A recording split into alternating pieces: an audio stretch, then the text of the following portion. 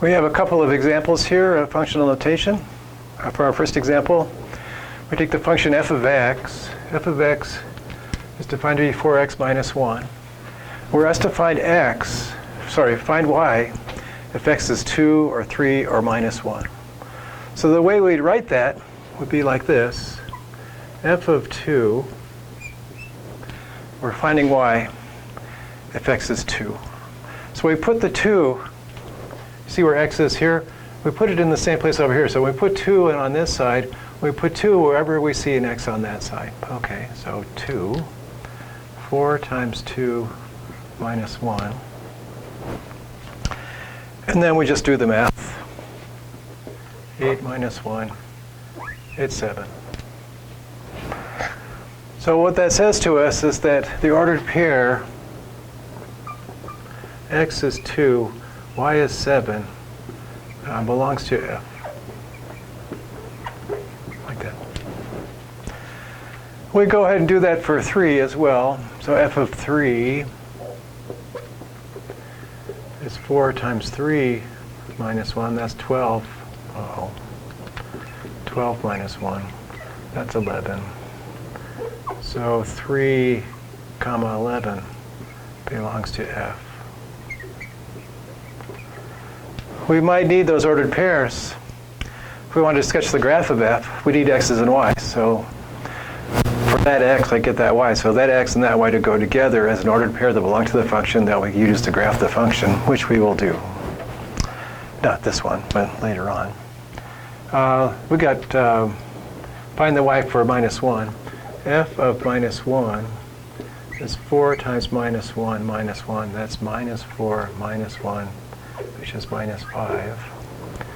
So the ordered pair of minus 1 minus 5 belongs to f.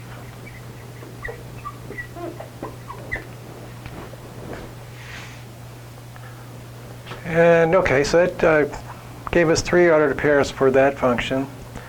And over here we're going to find 2 more ordered pairs for g.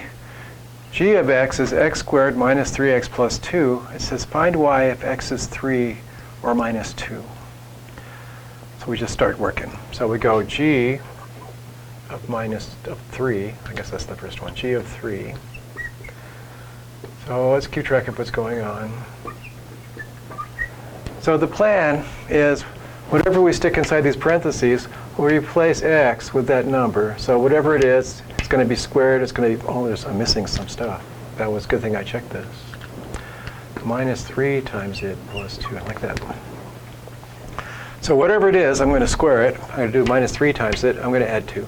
And the thing we're working with is 3. So I put 3 in here, put 3 there. So I get 9 minus 9 plus 2, 2. And we'll try the same thing. Oh, we just say it, I guess. So 3 comma 2 belongs to g. And then we'll compute g of minus 2. So something squared minus 3 times the something plus 2. Kept me honest last time. It should work again. This time it's minus 2 that goes in those spots. Minus 2, minus 2. OK. And minus 2 squared is 4. Minus 3 times minus 2 is 6. And 2 more is 10, 12, like that. So minus 2 comma 12 belongs to g, like that. Let's see, is there something we should talk about here? Let's make sure everything's okay. We defined a function. We want to try to find a y for these x's. We just took and put them into the formula. There's only one place for x in this formula. So in each case, this 3 ended up in just one, this minus 1 ended up in just one place because there's only one place x appeared on the other side. We computed the answer and then said, now we know for that x, that's the corresponding y. Over here for g, the formula involved x in 2 places, squared and 3 times it, and there's a plus 2 at the end. So each time we substitute 3 in for g's input, it's going to show up in 2 places in the formula. So make sure we put it both places. And I had left out the minus 3, but I put it in later. And over here with minus 2, it gets squared. It gets multiplied by minus 3. And out comes the answer. So that's a general strategy for evaluating functions. When you see f parentheses or g parentheses, beware, it looks like multiplication, but it's not. It's evaluation of a function based on a rule that had to be given to you earlier on.